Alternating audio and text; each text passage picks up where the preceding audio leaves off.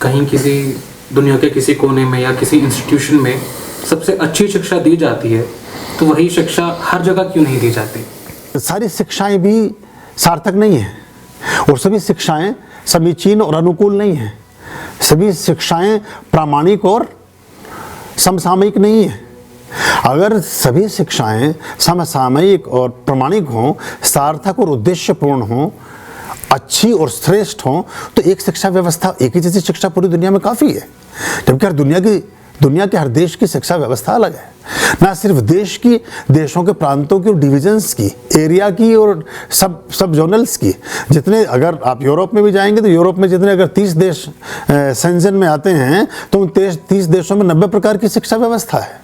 हमारे भारत में अगर 36 स्टेट हैं तो उनमें 60 प्रकार की, 70 प्रकार की शिक्षा व्यवस्थाएं हैं और उस तरह की सिलेबस और चीज़ें हैं और प्रसंग और विवरण है।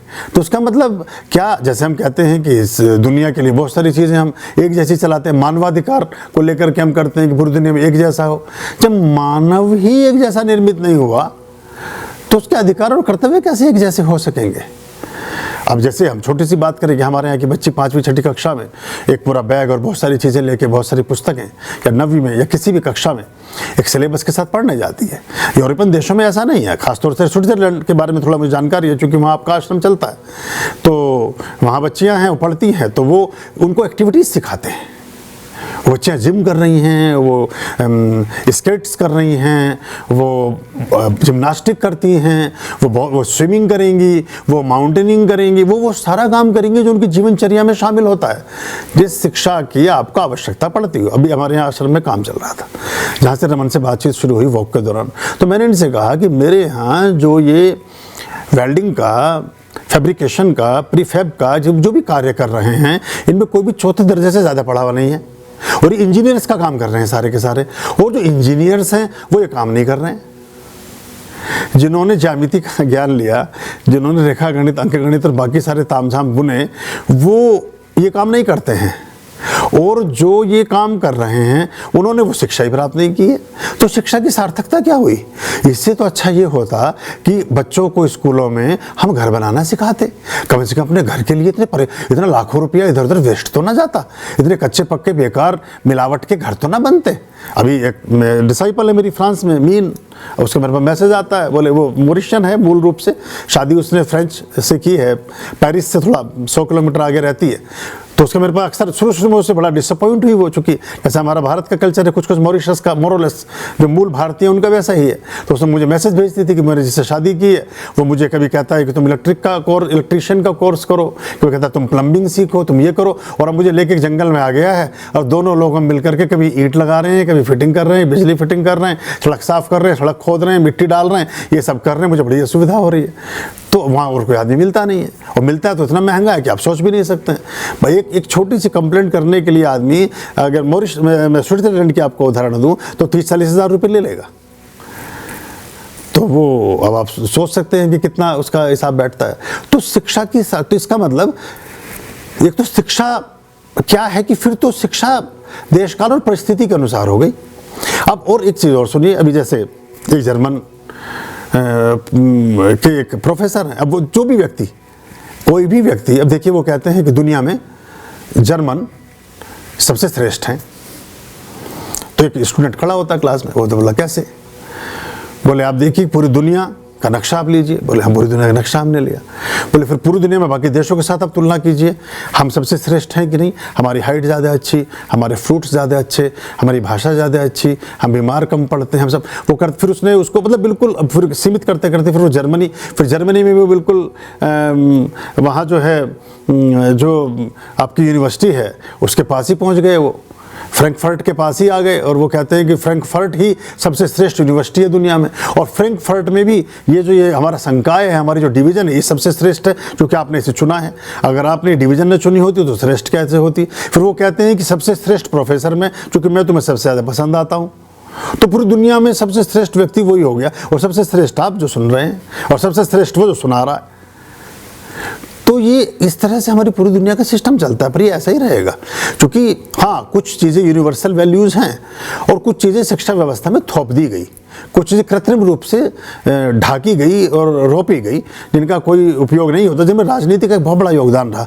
लोकतंत्र के बड़े फायदे हैं, लेकिन उससे भी ज़्यादा कभी कभी नुकसान भी होते हैं।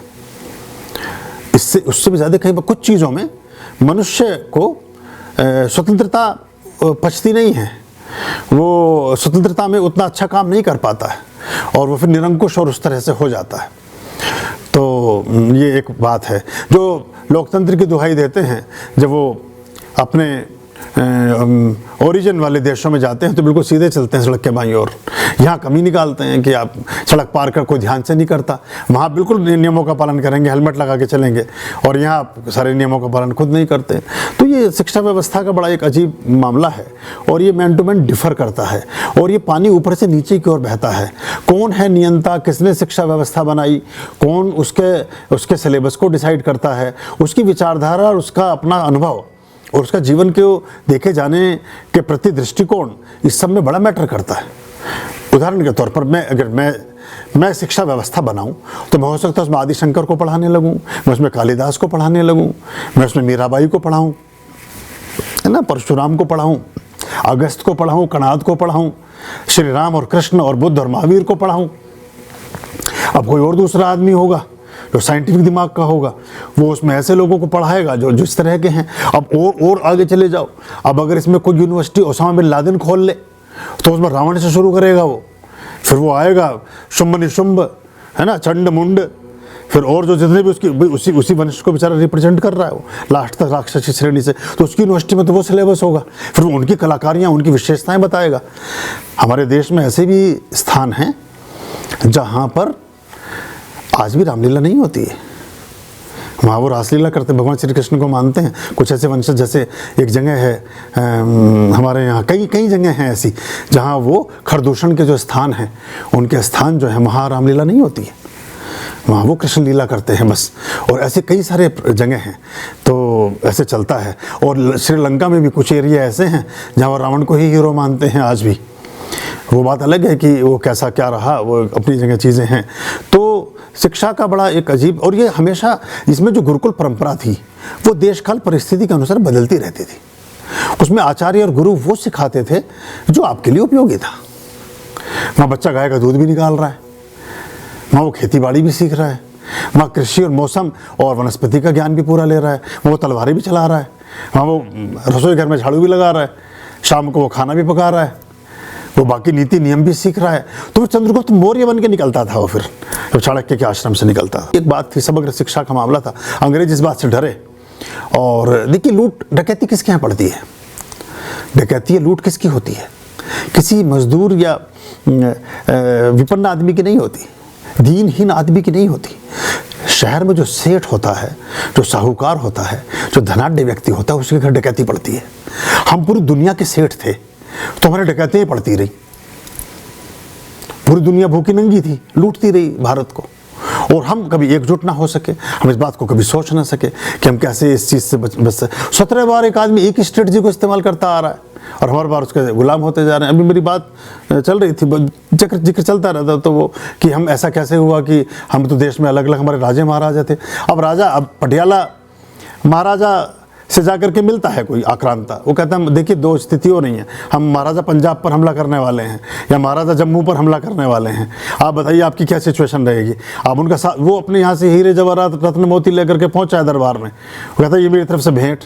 वो कहता है कि आपके यहाँ कुछ भी नहीं करेंगे ना, आपसे हमारे कोई शत्रुता है ना कोई बात है, लेकिन जम्मू महाराजा पर हमला करना चाहते हैं। तो कहते हैं वो तो मेरे से बहुत दूर हैं, आप कर लीजिए जो आपको करना है, मैं इसमें साथ नहीं दूंगा।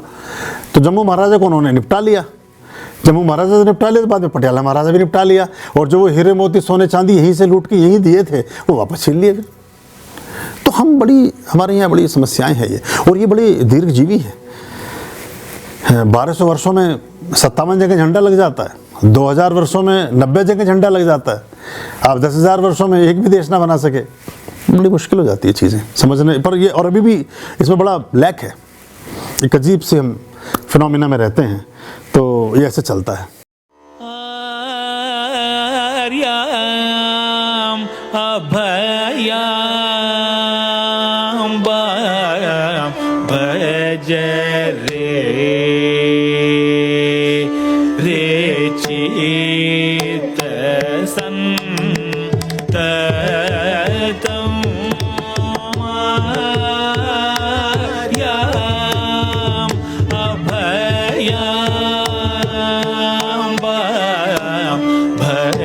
रे